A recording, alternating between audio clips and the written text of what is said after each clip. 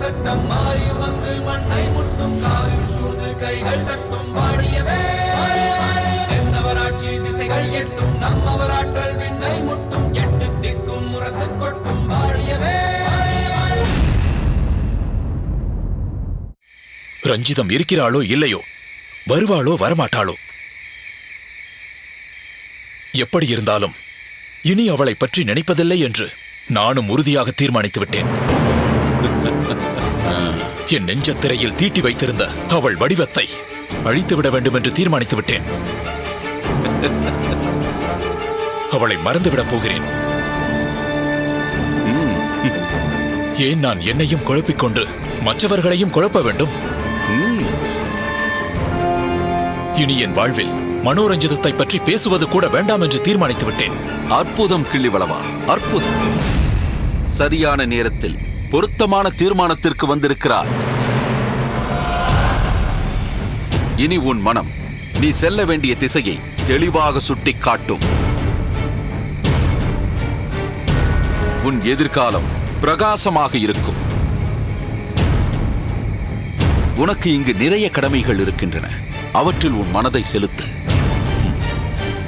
இப்போது எனக்குள்ள ஒரே கடமை தந்தையார் கட்டளையிட்டபடி அந்த மடத்தின் உண்மையான நிலையை கண்டறிவதுதான். அந்த பெண் யார், எதற்காக அங்கே தங்க வைக்கப்பட்டிருக்கிறாள் என்பதை கண்டறிவதுதான். எனக்கென்னவோ அந்த பெண்ணை பார்த்தபோது தவறாக தோன்றவில்லை. வாழ்க்கையில் மிகவும் பாதிக்கப்பட்டு நொந்து போன நிலையில் அங்கு தஞ்சமடைந்திருப்பதாகவே தோன்றுகிறது. ஆனாலும் புகலிடம் தருவதற்கு எவ்வளவோ இடங்கள் இருக்கும்போது குறிப்பாக அங்கு சென்று தங்க வைக்க வேண்டிய அவசியம் என்ன என்பதை கண்டுபிடிக்க வேண்டும். மாமா, இனி தாங்கள் சொன்னது போல் எனது கடமையை நிறைவேற்றுபவனாக மட்டுமிருந்து எனது தந்தையாரின் கனவுகளை நிறைவேற்றுவேன். இது இந்த சோழ நாட்டின் மீது சத்தியம்.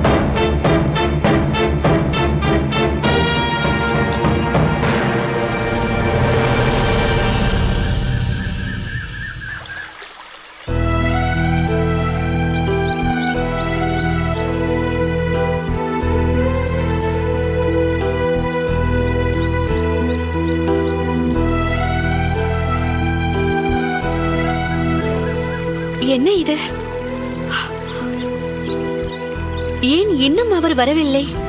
என்னை தனியாக சந்திக்க வேண்டும் என்று அருந்ததியிடம் அவர் சொல்லி அனுப்பியிருக்கிறார் என்றால் நிச்சயம் ஏதோ ஒரு முக்கிய காரணம் இருக்க வேண்டும். அது என்னவாக இருக்கும்?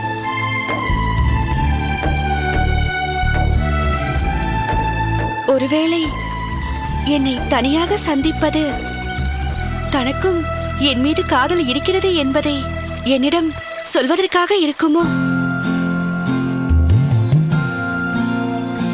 இப்போதுதான் அவருக்கு எல்லாமே தெரிந்து விட்டதே. அருந்ததி அவருக்கு எல்லாவற்றையும் தெரியப்படுத்தி விட்டதாக சொன்னாளே. ஒருவேளை எனக்கு அவர் மீது இருக்கும் காதலையும் அவள் அவரிடத்தில் தெரியப்படுத்தி இருப்பாளா? அதை பற்றி என்னிடம் பேசுவதற்காகத்தான் இப்போது என்னை இங்கு வர சொல்லி இருக்கிறாரா? ஒன்றுமே புரியவில்லையே. எல்லாம் ஒரே குழப்பமாக இருக்கிறதே.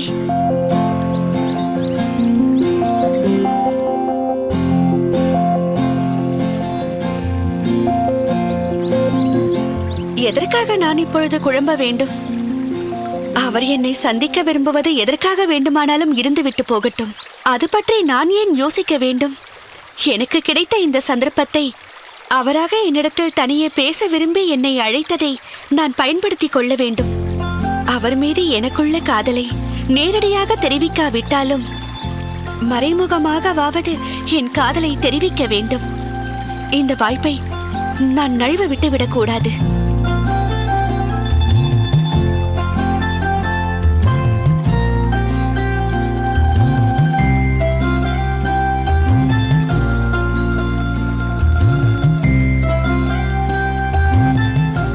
உன்னை வெகு நேரம் காக்க வைத்து விட்டேனா? மன்னித்துவிடு. இங்கு வருவதற்காக புறப்படும் நேரத்தில் குறுக்கிட்ட ஒரு முக்கிய பணியின் காரணமாக நான் வருவதற்கு சற்று தாமதமாகிவிட்டது. பரவாயில்லை, அதனால் என்ன? ஏதோ என்னிடம் தனியாக பேச வேண்டும் என்று கூறியதாக அருந்ததி என்னிடம் கூறினார். பரிவாதினி, அதனால்தான் நான் வந்தேன். உண்மைதான். உன்னை இங்கு வந்து காத்திருக்கும்படி அவளிடம் நான் தான் சொல்லி அனுப்பினேன். உன்னிடம் நான் சில விஷயங்களை மனம் விட்டு பேச விரும்புகின்றேன். அதனால்தான் உன்னை தனியே சந்திக்க வேண்டும் என்று அவளிடத்தில் சொல்லி அனுப்பினேன். பரிவாதினி, உனக்கொன்று தெரியுமா? நாம் கவனிக்க தவறிய பல விஷயங்களை நம்மை சுற்றி இருப்பவர்கள் தான் கவனித்து நமக்கு நினைவுபடுத்துகின்றார்கள். மேலும் அவர்களை செய்யவும் வைக்கின்றார்கள், செய்யவும் தூண்டுகிறார்கள். அப்படி நான் செய்ய தவறிய, செய்திருக்க வேண்டிய ஒரு விஷயத்தை தான் சமீபத்தில் இளவரசர் இளம்வழுதி எனக்கு நினைவுபடுத்தினார். அவர் அன்று அதை நினைவுபடுத்தாமல் இருந்திருந்தால் உன்னை இங்கு இப்படி தனியே சந்திக்க வேண்டும் என்ற எண்ணமே எனக்கு வந்திருக்காது பரிவாதினி. தாங்கள் இப்படி சுற்றி வளைத்து பேசுவதால் என்னால் எதையும் புரிந்து கொள்ள முடியவில்லை. தாங்கள் என்ன சொல்ல வருகின்றீர்கள்? எதற்காக தனியே சந்தித்து பேச வேண்டும் என்பதை எனக்கு நேரடியாக சொல்லிவிடுங்களேன். பரிவாதினி, நீ எங்களுக்கு எத்தனையோ உதவிகளை செய்திருக்கின்றாய், செய்து கொண்டும் வருகின்றாய். சேர மன்னர் உன்னுடைய பிறந்தநாள் விழாவிற்கு சிறப்பு விருந்தினர்களாக வந்து கலந்து கொள்ள பல்வேறு நாடுகளை சேர்ந்த இளவரசர்களுக்கு அழைப்பு அனுப்பியது உனக்கு பிடிக்கவில்லை. அதில் உனக்கு உடன்பாடும் இல்லை. அதனால் உன் பிறந்தநாள் விழாவையே சேர மன்னரிடம் கூறி நிறுத்திவிட நீ முடிவெடுத்தாய். ஆனால் நாங்கள் உன் பிறந்தநாள் விழா நடந்தால்தான் தாமரையையும் இளவரசர் இளம்வழுதியையும் இங்கிருந்து அழைத்துச் செல்வதற்கு எங்களுக்கு உதவியாக இருக்கும் என்று நாங்கள் சொன்னதற்கு பிறகு நீ உன் எண்ணத்தை மாற்றிக்கொண்டாய். பிறந்தநாள் விழாவையும் ஏற்றுக்கொண்டாய். இளவரசர் இளம்வழுதிக்கு உன்னுடைய பிறந்தநாள் நடைபெறும் அன்று ஒரு நாள் விடுதலை வாங்கித் தரும்படி நாங்கள் உன்னிடம் கேட்டிருந்தோம். நீயும் சாதுரியமாக அதை சேர மன்னரிடம் உன் பிறந்தநாள் பரிசாக கேட்டு எங்களுக்கு வாங்கி தந்து விட்டாய். இப்படி அடுத்தடுத்து எங்களுக்கு நீ செய்யும் உதவிக்கு நாங்கள் எல்லாம் நன்றி கடன் பட்டிருக்கிறோம். இதைத்தான் இளவரசர் இளம்வழுதி எங்களுக்கு நினைவுபடுத்தினார். சொல் பரிவாதினி, எங்களிடம் இருந்து என்ன எதிர்பார்க்கிறாய்? குறிப்பாக நான் உனக்கு என்ன செய்ய வேண்டும்? என்ன அமைதியாகிவிட்டாய்? சொல் பரிவாதினி, உனக்கு என்ன வேண்டும்? எதுவாக இருந்தாலும் என்னிடத்தில் தயங்காமல் கேள். எனக்கு எதுவும் வேண்டாம். உங்கள் அனைவருடைய அன்பும் பாசமும் என்னாலும் என்மேல் இருந்தால் அதுவே எனக்கு போதும். நிச்சயம் எங்கள் அனைவருடைய அன்பும் பாசமும் உன்மேல் இருக்கிறது பரிவாதினி. உன்னையும் உன் அன்பையும் எக்காரணத்தை கொண்டும் நாங்கள் இழக்க மாட்டோம், இழக்கவும் விரும்பவில்லை. அப்படி என்றால் நீங்கள் எனக்காக ஒரு உதவி செய்வீர்களா? என்ன பரிவாதினி? நீங்கள் அனைவரும் இந்த சேர நாட்டை விட்டு போகும் பொழுது என்னையும் உங்களோடு அழைத்துச் செல்லுங்கள். சிரிக்காதீர்கள். நான் ஏன் இப்படி கூறுகின்றேன் என்பதை சற்று நேரம் தனியே சிந்தித்து பாருங்கள். அப்போது உங்களுக்கு நான் சொன்னது எதனால் என்று புரியும்.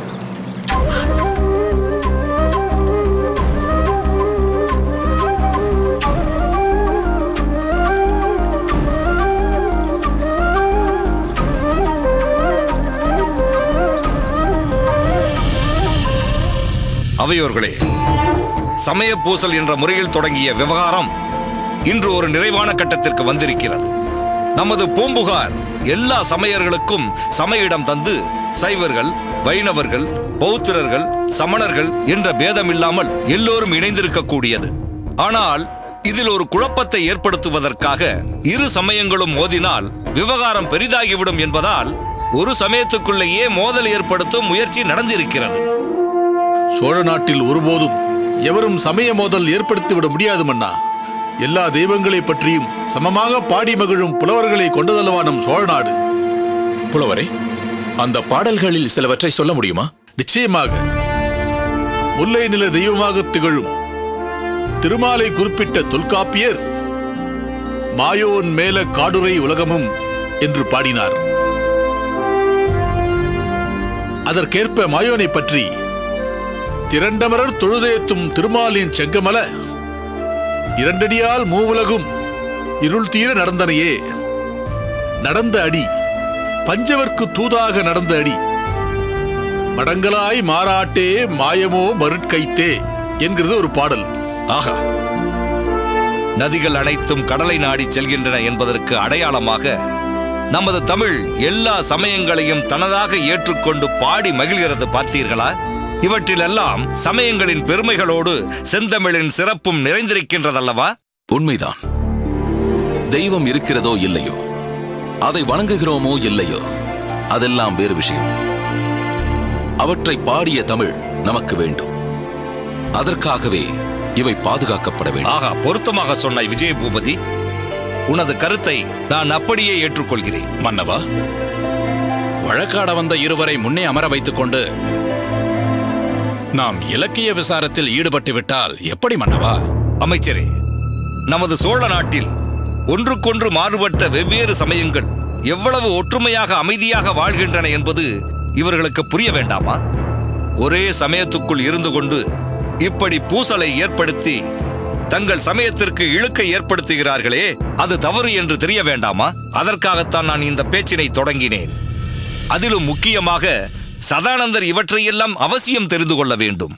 என்ன, நான் சொல்வது சரிதானே சதானந்தரே? ஆமாம் ஆமாம், சரிதான். அவையோர்களே, இந்த பிரச்சனையை தொடங்கி வைத்தது சதானந்தர். இவர் எதற்காக யார் சொல்லி இப்படியெல்லாம் செய்தார் என்பது வேறு விஷயம். ஆனால் திருமூலர் மடத்தில் ஒரு பெண் இருக்கிறாள் என்று சொன்ன இவர் அவளை பார்த்ததும் இல்லை. அங்கு அப்படி ஒரு பெண் இருக்கின்றாளா என்பதும் இவருக்கு தெரியாது. இப்பொழுது நான் சொன்னது சரிதானே சதானந்தரே? ஆம் மன்னவா. ஆனால் ஆனால் ஆகாவிட்டால் என்பதெல்லாம் இப்பொழுது வேண்டாம். எப்படியோ ஒரு பிரச்சனையை தொடங்கி வைத்து விட்டார். அதன் உண்மையை கண்டுபிடிக்க வேண்டியது அரசின் பொறுப்பு. அவையோர்களே, இந்த நமச்சிவாய சுவாமிகள் மரியாதைக்குரியவர் என்பதும் பலராலும் போற்றுவதற்கு உரியவர் என்பதும் மறுக்க முடியாத உண்மை. ஆனால் அவர் கூட ஒரு பொய்யை சொல்லியிருக்கிறார். அதையும் இந்த அவையிலேயே சொல்லியிருக்கின்றார். ஆம், ஆனால் அவர் அப்படி பொய் சொல்லிவிட்டாரே என்பதற்காக யாரும் அவரை குற்றவாளியாக கருதிவிட முடியாது. பொய்மையும் வாய்மை இடத்த புரைதீர்ந்த நன்மை பயக்குமெனின் என்ற குரல் மொழிக்கு ஏற்ப அதற்கு ஏதோ ஒரு காரணம் இருக்கலாம். அதை அறிந்து கொள்ளாமல் நாம் எதையும் தீர்மானிக்க முடியாது. அவர் எந்த விஷயத்தில் பொய் சொல்லியிருக்கிறார் என்பதை தாங்கள் இன்னும் சொல்லவில்லையே. சதானந்தர் தான் அறியாமலேயே யார் சொன்னதையோ ஆதாரமாக கொண்டு திருமூலர் மடத்தில் இவர் பாதுகாப்பில் ஒரு பெண் இருப்பதாக சொன்னது உண்மைதான். நமது இளவரசர் கிள்ளிவளவன் சிவனடியார் வேடத்தில் அங்கு சென்று அந்த பெண்ணை தானே நேரில் பார்த்துவிட்டு வந்து உறுதிப்படுத்தி இருக்கிறார். இனி அந்த பெண் யார், எதற்காக அங்கு தங்க வைக்கப்பட்டிருக்கிறார் என்பதையெல்லாம் நமச்சிவாயம் தான் சொல்ல வேண்டும். சொல்கிறேன் மன்னவா, எல்லாவற்றையும் சொல்லிவிடுகிறேன். எங்கள் மடத்தில் ஒரு பெண்ணுக்கு அடைக்கலம் கொடுத்திருப்பது உண்மைதான்.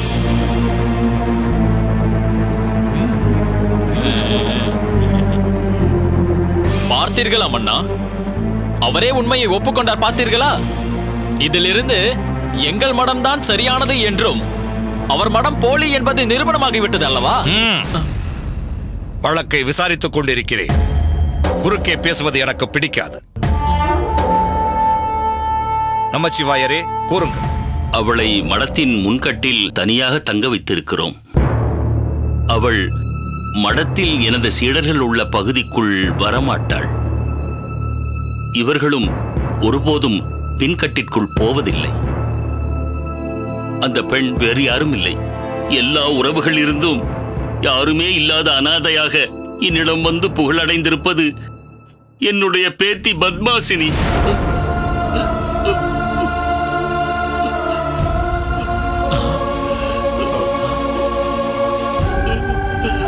என்ன, அங்கு தங்க வைத்திருக்கும் அந்த பெண் உங்கள் பேத்தியா?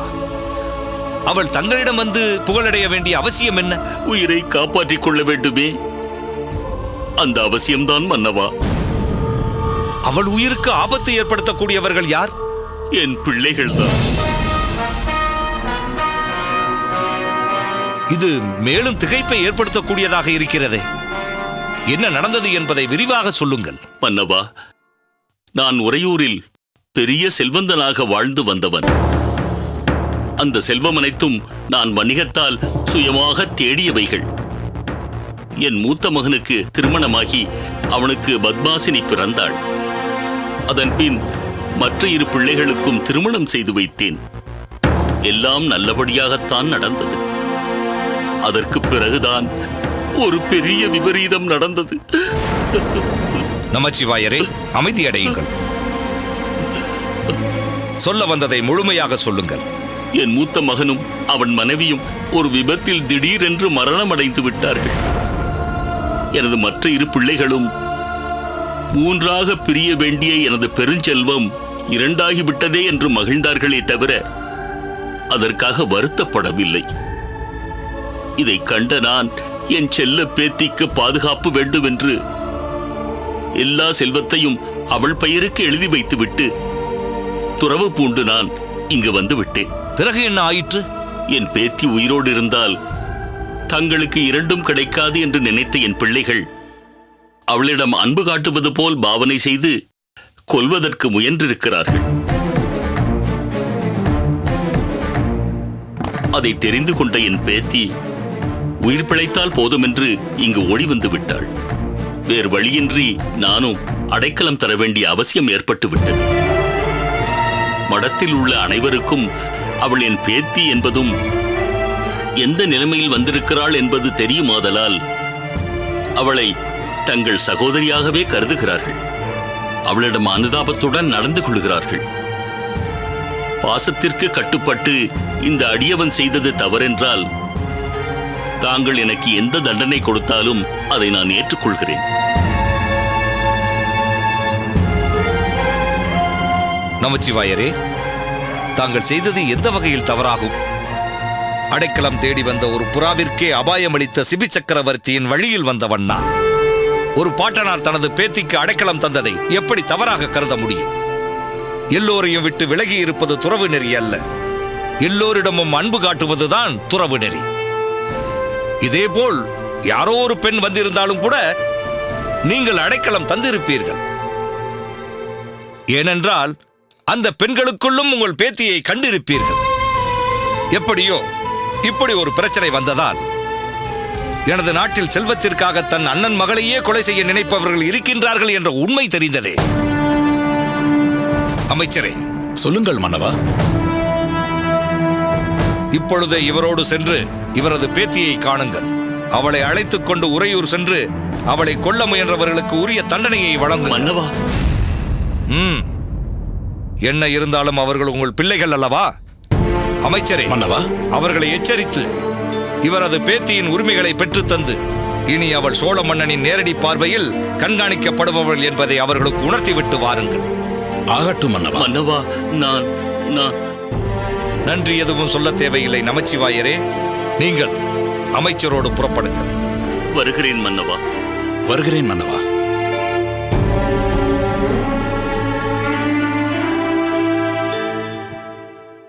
கிள்ளிவளவா, சொல்லுங்கள் தந்தையே. இந்த சதானந்தரையும் அவரது சிஷியர்களையும் என்ன செய்யலாம்? தாங்கள் சொல்லும் தண்டனையை நான் இப்போதே நிறைவேற்றுகிறேன். சொல்லுங்கள் தந்தையே. ஒரு பெரும் பொன்முடிப்பை கொண்டு வந்து கொடுங்கள். அதற்காகத்தானே இவர்கள் இப்படியெல்லாம் செய்து கொண்டிருக்கிறார்கள். மன்னா, இவன் பேச்சை கேட்டு நான் வழி தவறி விட்டேன். என்னை மன்னித்து விடுங்கள். எல்லாவற்றையும் சொல்லிவிடுகிறேன். அது வேண்டாம். உங்கள் சீடன் எங்கெங்கெல்லாம் சென்றான், என்னென்ன செய்தான் என்பதையெல்லாம் கிள்ளிவளவன் ஒரு நொடி கூட பார்வையை விளக்காமல் பார்த்ததை சொல்லிவிட்டான். கிள்ளிவளவா, நான் கூறிய அளவிற்கு அந்த பொன்முடிப்பை இவர்களுக்கு கொடுத்து அனுப்பு. செல்லுங்கள், சென்று பெற்றுக் கொள்ளுங்கள். வேண்டாம் அண்ணா, வேண்டாம். நான் எவ்வளவு பெரிய தவறு செய்திருக்கிறேன் என்று இப்பொழுது உணர்கிறேன். என்னை மன்னியுங்கள் பிரபு, என்னை மன்னியுங்கள். மன்னவா, பொன்னாசையை துறப்பதுதான் உண்மையான துறவு என்பதை நான் உணர்ந்து விட்டேன். இனி நானும் நமச்சிவாய சுவாமிகள் போல் உண்மையான துறவியாக, தாங்கள் சொன்னது போல் எல்லோரிடமும் அன்பு காட்டும் துறவியாக வாழ்வேன். எங்களை மன்னித்து விடை கொடுங்கள். செல்லுங்கள்.